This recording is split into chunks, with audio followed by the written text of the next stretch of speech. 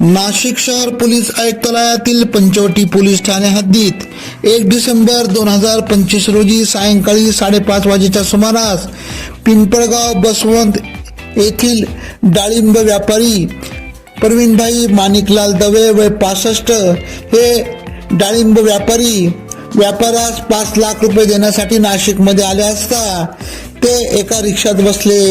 रिक्षात अगोदरच 2 जण बसलेले होते. दोघांपैकी एकाने त्यांचे हात पकडले तर दुसऱ्याने त्यांच्या डोक्यास काहीतरी वस्तू लावत ओरडल्यास जीवे ठार मारण्याची धमकी दिली.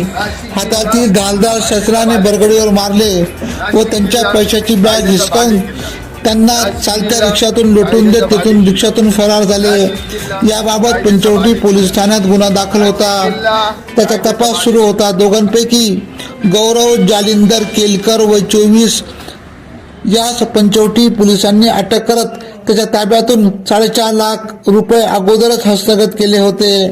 त्याचा दुसरा साथीदार हा मात्र फरार होता. त्याचा तपास अंबड नाशिक गुन्हे शाखा करीत होते. तांत्रिक विश्लेषणाच्या मदतीने आरोपी हा पनवेल, कल्याण, भिवंडी, चाळीसगाव येथून पोलिसांना चकवा देत पळत होता. 20 डिसेंबर 2025 रोजी येवला नांदगाव पोलिसांच्या मदतीने पवन नाना नेमनार राहणार शांतीनगर पिंपळगाव बसवंत नाशिक यास नांदगाव बस स्टॉप जवळ सापळा रसद ताब्यात घेतले. कडक थंडीचा गरमागरम चहा पाणी देत त्यास नाशिक जिल्हा कायद्याचा बालेकिल्ला हे वधवून घेतले.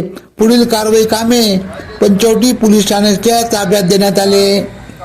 सदरची कामगिरी अंबड पोलीस स्टेशनचे वरिष्ठ पोलीस निरीक्षक जगवेंद्र सिंग राजपूत यांच्या मार्गदर्शनाखाली पोलीस उपनिरीक्षक मोतीलाल पाटील, पोलीस उपनिरीक्षक दिलीप सगळे, पोलीस हवालदार प्रकाश बोडके, परमेश्वर दराडे, योगेश चव्हाण, भूषण सोनवणे, भगवान जाधव, चारुदत्त निकम, सविता कदम, अंबड गुन्हे शाखा तसेच श्रीकृष्ण बोडके येवला शहर, सतीश गावित, मनीषा घुगे, दत्तात्रय सोनवणे, रमेश सानप, सचिन मुंडे, योगेश पवार, नांदगाव पोलीस स्टेशन यांनी केली.